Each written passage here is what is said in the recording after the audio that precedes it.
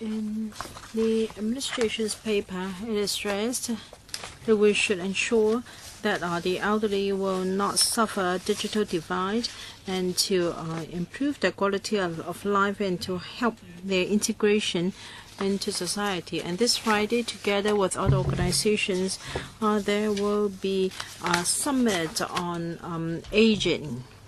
Our population is aging, and the silver hair market has tremendous potential. Compared with Japan and South Korea, I think we still have a lot to catch up. And dementia is one of the major reasons why elderly have to be taken care of by others.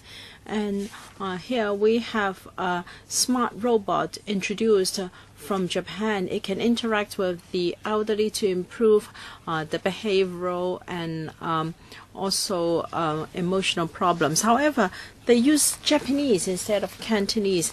Has the administration consider inviting universities and R&D centers under the I&T Fund for Better Living to try to understand the needs of the elderly, so that when these organizations come to apply for money under the fund, their products can really suit the needs of our local elderly.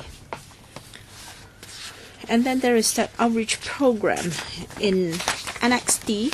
We see the outcome. There have been 63 visits, benefiting 2,000 odd elderly, on average 33. However, we have over 1 million people over 65 years old in Hong Kong. So the coverage is far too limited under the outreach program. So instead of relying on the administration of the government, can we make use of family members of the elderly and students to expand the ICT outreach program to benefit more elderly faster, so that the number of visits will not be so limited?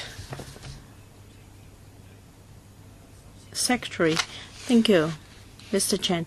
Regarding robots from Japan, I think we should develop our own in Hong Kong.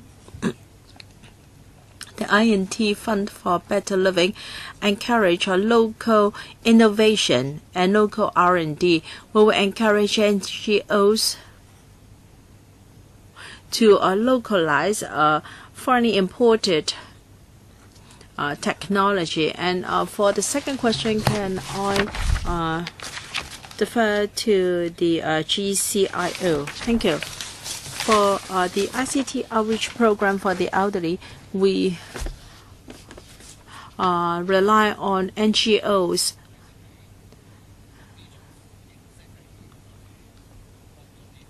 and this is not the only way we have to help the elderly.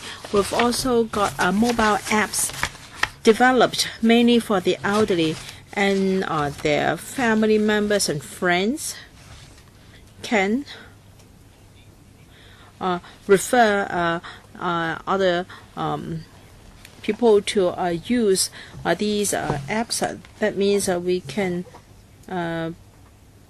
benefit more elderly. Mr. Chen, I think the reply to my second question is rather vague. I want to know what specific measures have been taken to help to enhance the digital knowledge or digital literacy of our elderly persons. Can we have more specific measures and plans? Can that be shared with us? Well, recently we have a mobile app developed by the YWCA. It encourages the elderly to share their daily lives in the mobile app with their friends and family members to promote communication. I think the usage can be expanded through the network of the elderly using that apps concerned. And this is one example of mobile app developed by our partners.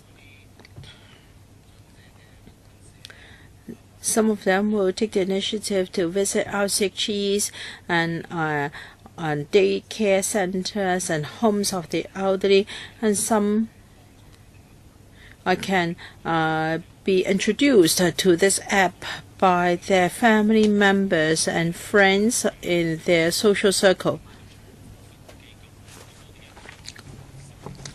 People will apply for funding under the INT Fund for Better Living. There's bound to be an assessment. What about the scoring sheet?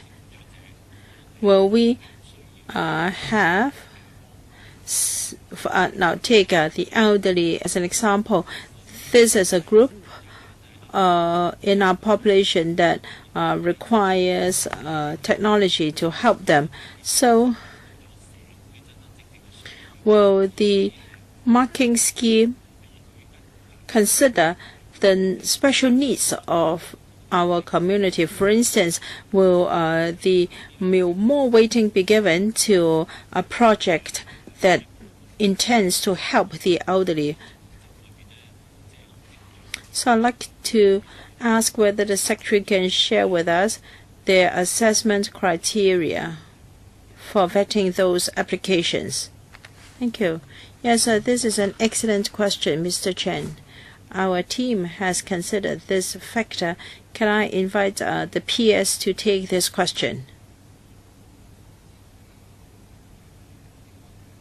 Chairman.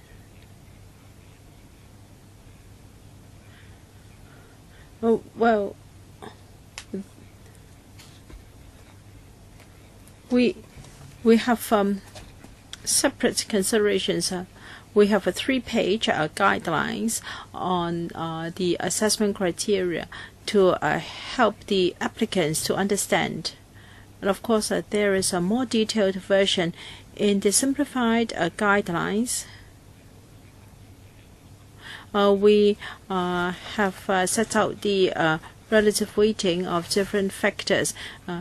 30% for benefits to the community and also special groups, sustainability 20%, financial considerations 15%, applicants' technical and management capability 15%, innovation and technology content 20%.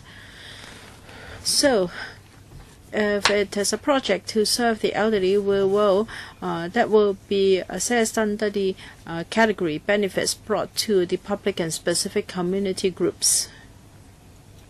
And we'll also consider the relative cost effectiveness of the programs before making a decision.